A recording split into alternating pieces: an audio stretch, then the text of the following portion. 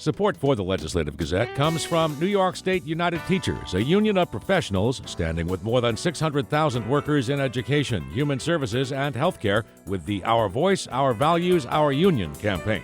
And United University Professions, representing 37,000 academic and professional employees at SUNY campuses and teaching hospitals across New York State. Frederick E. Cole, President. UUPinfo.org.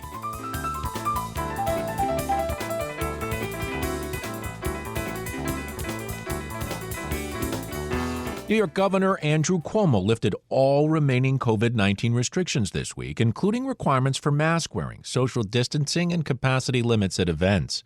The move came as the state reached the governor's goal of 70% of adults receiving at least one dose of the vaccine. More now from the Legislative Gazette's Karen DeWitt. 70% vaccination. It is the national goal, and we hit it ahead of schedule. Cuomo, in a campaign-style event held before a cheering crowd of union leaders and others at the World Trade Center, says the goal was reached, according to numbers compiled by the CDC, sometime on Monday. The number of New Yorkers who are fully vaccinated, meaning they've received all of their required doses 2 or more weeks ago, is significantly lower, at around 50%, according to numbers from the state health department. That's far less than what scientists say is enough people vaccinated to reach herd immunity from the virus. Children under the age of 12 are not yet eligible for a vaccine, and in some rural and urban low-income areas, less than 35% are fully vaccinated.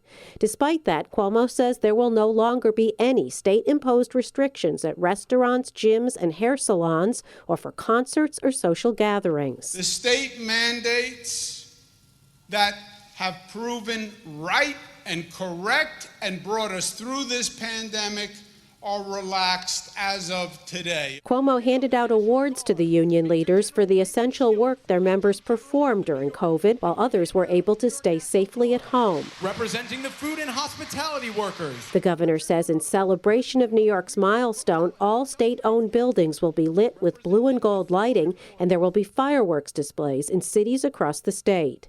In his remarks, the governor recounted how New York went from the world epicenter of the coronavirus in the spring of 2020 to now having the lowest infection rate in the nation.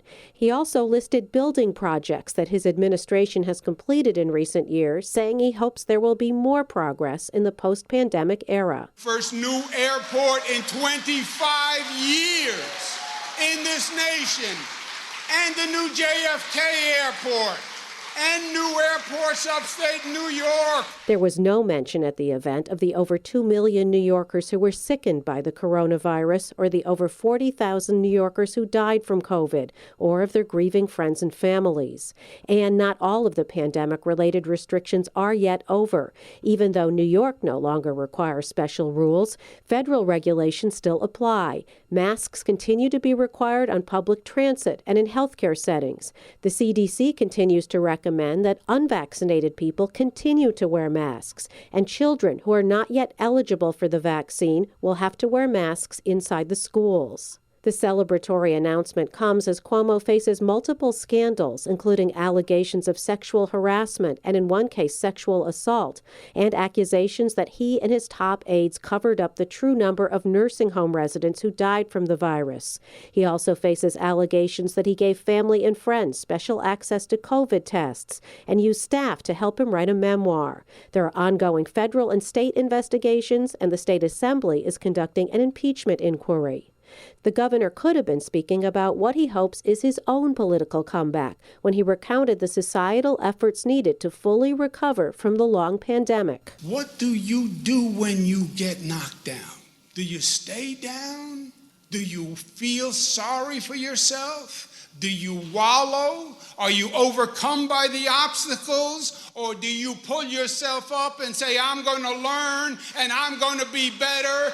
Although the state COVID-related restrictions are now over, the governor still holds the emergency powers granted to him at the start of the pandemic by the state legislature. The state Senate and Assembly did not act to rescind the temporary powers before they adjourned the legislative session for the summer.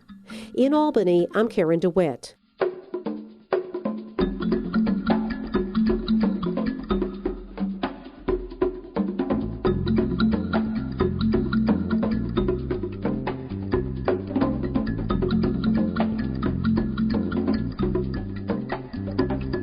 You are listening to the Legislative Gazette, a program about New York State government and politics.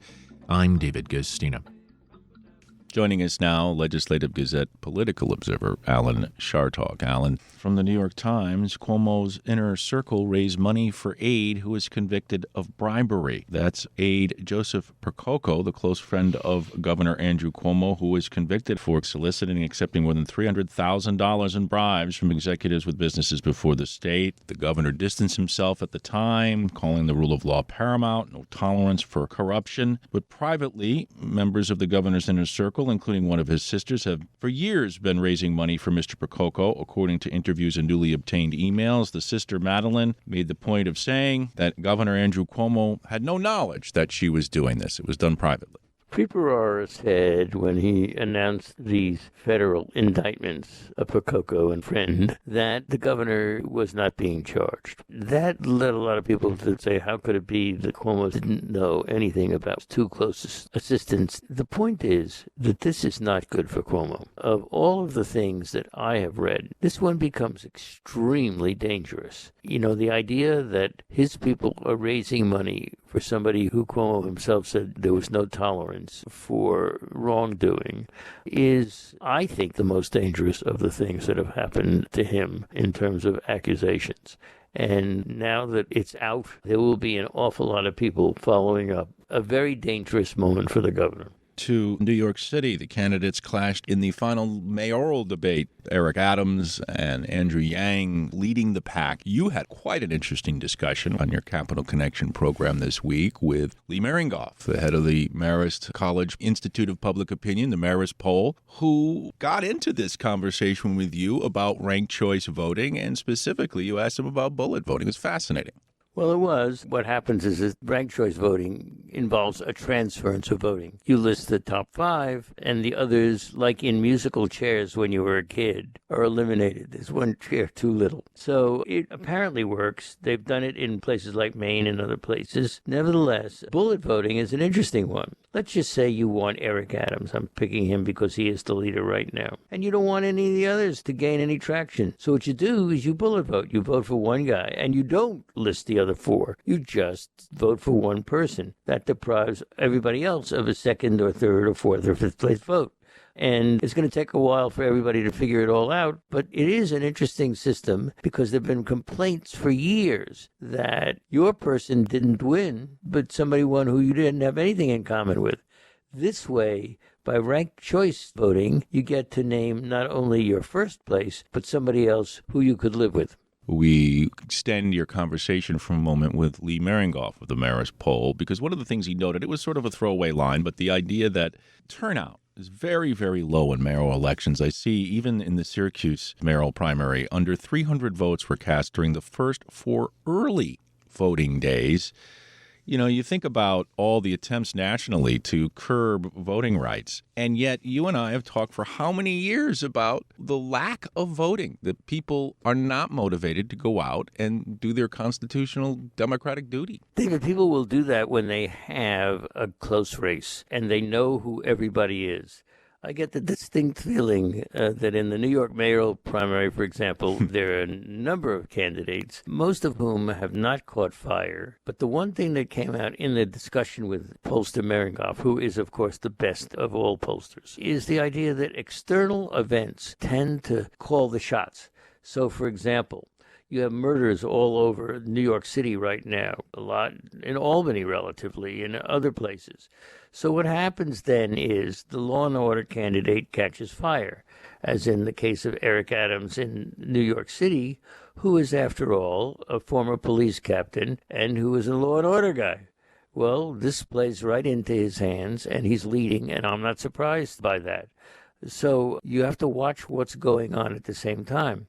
I mean, we have had a huge movement, appropriate, of course, of Black Lives Matter. And that led, of course, to police reform, the concept of how are you going to make sure that policemen are recruited and we find the right people and they're in their jobs and they are of the highest moral caliber.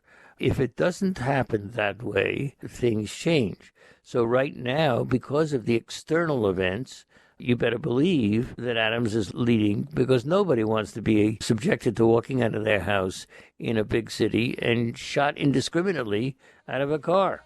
Legislative Gazette political observer Alan Chartock.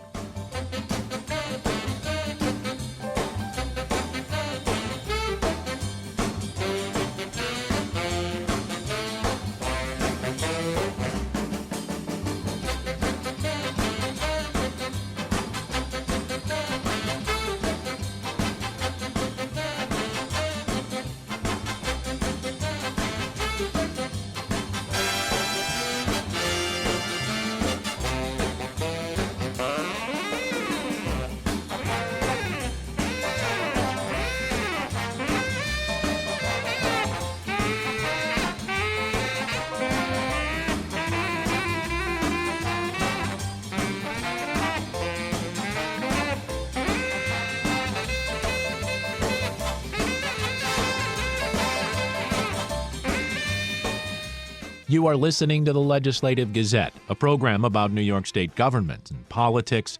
I'm David Gustina. 3 bills intended to upgrade U.S. drinking water systems and address toxic pollutants took a step forward this week as the conversation in Washington, D.C. focused on a wide-ranging infrastructure package, the AQUA Act, the Low-Income Water Customer Assistance Programs Act, and the PFAS Action Act were advanced out of the Environment and Climate Change Subcommittee and now will be considered by the House Energy and Commerce Committee, which is chaired by Congressman Paul Tonko. The Democrat from New York's 20th District spoke with the Legislative Gazette's Lucas Willard about the legislation. It takes in all perspectives. It addresses the infrastructure of our much-needed water supply that gets to the home place, workplace, school place, with additional monies. It addresses lead pipes and speaks to the concern for the dangerous element of PFAS. So the PFAS Action Act actually passed before in 2020, it moved to the Senate, but it went nowhere.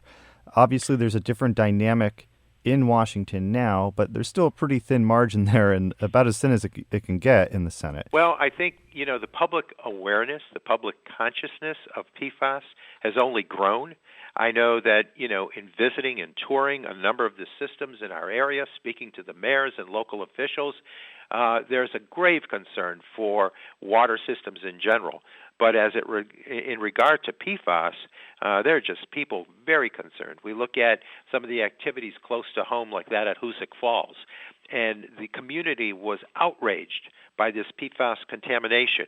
And, it was highly respected that high school students from the area spoke out. They wanted to know that these contaminants were removed. So that has only grown as a public health issue, and we have the responsibilities as a subcommittee on environment and climate change. As chair of that subcommittee, reporting to the Standing Committee on Energy and Commerce, I believe that it's our responsibility to be a passionate voice, to push for these programs, and to clearly indicate the high degree of urgency that wraps around these programs. Part of this package of legislation that's advancing today would set standards for PFAS chemicals as well as 1,4-dioxane and other compounds that are commonly found. Right. And I think that requirement to have EPA set the standards and make certain that they are dealing with the science of it is very important, that they have these standards so that it would respond to the needs that people see because they're troubled with these new contaminants. Do you think that these clean water provisions would make it through a final version? There will be some back and forth, I imagine, with Republicans. That's been going on for weeks now about the size of the infrastructure bill. People may argue about the price tag, but look, in the wealthiest nation in the world, how is it that we can allow our children to drink water from lead pipes? That is just unacceptable. And the corresponding damage, the dollars placed into this program far get outweighed by the damage that's done to our children. And that's a lifetime worth of damage. So it really behooves us to move forward with the focus on our children and the impact on their health quality of health as we go forward. That's Democratic New York Congressman Paul Tonko of the 20th District speaking with the Legislative Gazette's Lucas Willard. Tonko chairs the House Energy and Commerce Committee.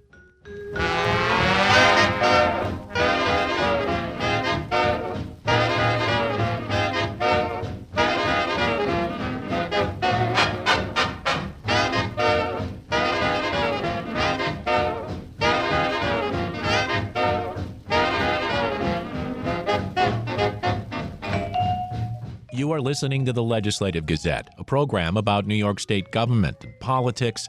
I'm David Gustina. Joining us on the Legislative Gazette this week, Matthew Schweber. He is a lawyer with the firm Feuerstein Kulik LLP out of Manhattan, and he is someone who has focused on the challenges in his role as a lawyer for aspiring marijuana businesses. He knows about the social equity programs in New York. And with the turn of the new law now making adult recreational cannabis use legal and all that entails, we've invited him to be on the program to talk about this from a legal perspective. Matthew Schweber, thanks so much for joining us on the Legislative Gazette. Oh, David, thank you for having me. It's a real pleasure to be here. So, Matthew, how did you find yourself involved with legal matters, particularly as it relates to cannabis and cannabis business and the legal issues surrounding it? So, David, that's a fascinating question. It's hardly where my pedigree would have expected you to find me. I began at a number of very large Wall Street firms out of law school. And then the last Wall Street firm that I worked for was a spin-off firm. We did a lot of employment work, and I had a former client who called me one day, seemingly out of the blue. I had not spoken to him in a number of years. And he asked me how to grow marijuana legally in California. He had overextended himself in some real estate investments and was grappling with the issue. And he told me that all the lawyers in cannabis in California, and this was back in 2011, were right out of law school. And he asked me what I knew about the law. I said, nothing, go away. I see no reason. I see no way that I can possibly represent you without running afoul of federal law. And he begged me, and I finally acquiesced, and I looked at the issue and found it fascinating. And I ended up spending a lot of time going to conferences and handing out cards. And for a very long time, most of my clients were on the West Coast. But over the past couple of years, that has shifted, and the firm that I started working with in 2017 now represents clients everywhere, and we're very focused on New York and New Jersey at the moment. Well, we are in New York, and of course we know about New Jersey. We know about Massachusetts and Vermont and Connecticut coming, and so a lot of that surrounding state commerce has pushed New York into this now legalizing cannabis. But setting up a business isn't so easy, is it, Matthew? No, it isn't. I mean, first of all, there are all of the challenges of obtaining a license, and they are substantial. Trying to identify real estate is probably what your chief priority, and finding real estate that needs to meet a certain group of criteria is difficult in its own right. In order, what you need to really do is find real estate that is unencumbered by a mortgage, because very often mortgages in real estate have clauses in them that allow the bank that owns it to call the mortgage if the property is being used for any illegal purpose. And even though marijuana will be legal, the state law is legal in New York, it will not be at the federal level. And as a consequence, a landlord risks the possibility of his mortgage being called. So the first task is to try to find real estate that's unencumbered. Then the licensing process is quite arduous as well.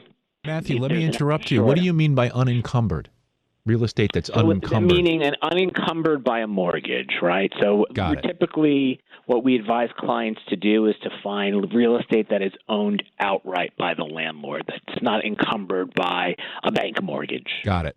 And then there's the challenge of the application process. Well, first of all, even before you get to the application process, the good idea is to procure local support for what you intend your business to be, whether that's a cultivation business, a processing business, or a dispensary, so that the community is not opposed to what you're trying to accomplish.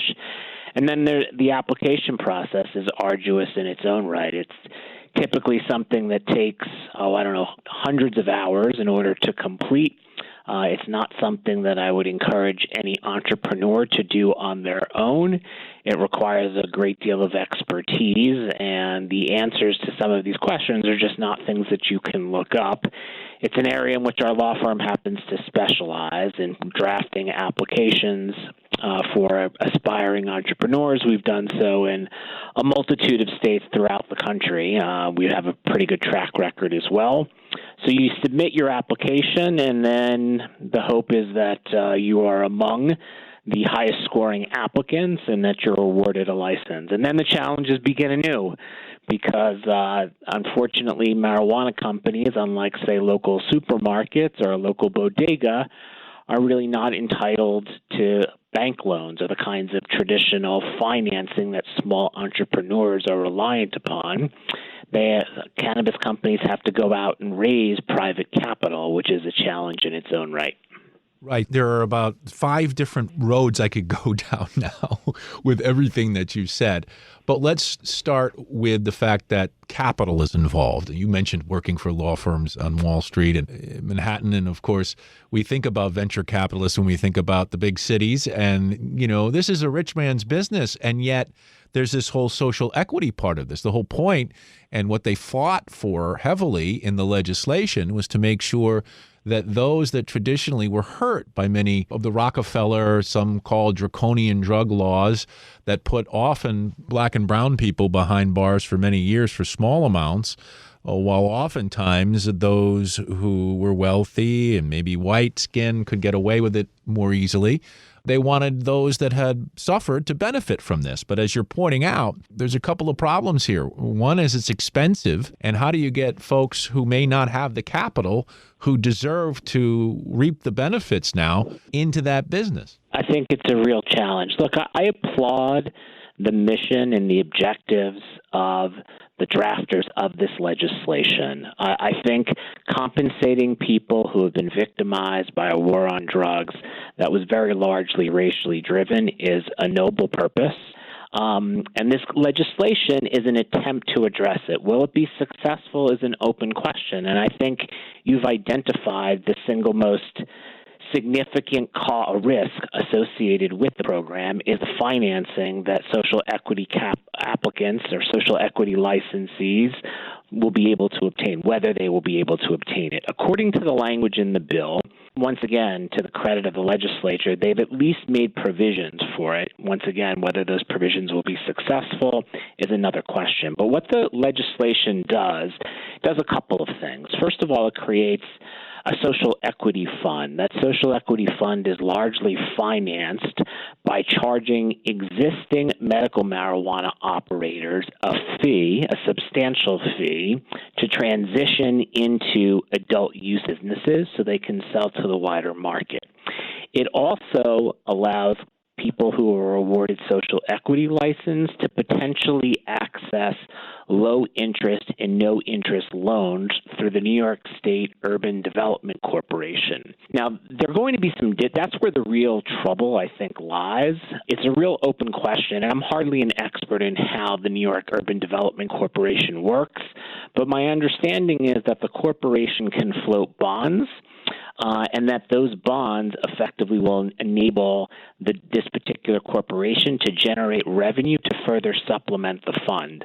I don't know that it's quite frankly going to be enough. If you start to look at the numbers, so what we recommend a client do, even if they're just opening a dispensary, and that's a dispensary and not even necessarily a densely populated urban area where rents tend to be high, we recommend that they raise between $1 million and $2 million in capital just prior to opening. And that's because of all of your build-out costs, your costs for inventory, and your costs for rent. Rent is probably the largest expense that most of these companies face. Is there going to be $1 or $2 million for 50% of the licenses that are awarded to retail licensees? Because the objective of the legislation is to award 50% of the licenses to people who meet these social equity criteria. It's a lot of money, and that doesn't even include the amount of capital that social equity licensees would have to raise for cultivations and processing. A cultivation facility could require a company to raise as much as $50 million. So you start to realize that the capital, the burdens that some of these companies are going to face are going to be great. And I'm not entirely sure whether New York State has adequately addressed that burden. My hope is that the legislators and the executives who are responsible for its implementation will be flexible and versatile and will be willing to improvise as they recognize some of these hurdles. Matt Schweber again with the law firm Feuerstein and Kulik, LLP. It's been a pleasure talking to you, and we can't thank you enough for joining us on the Legislative Gazette this week. Thank you very much, David, for having me. It's been a real pleasure.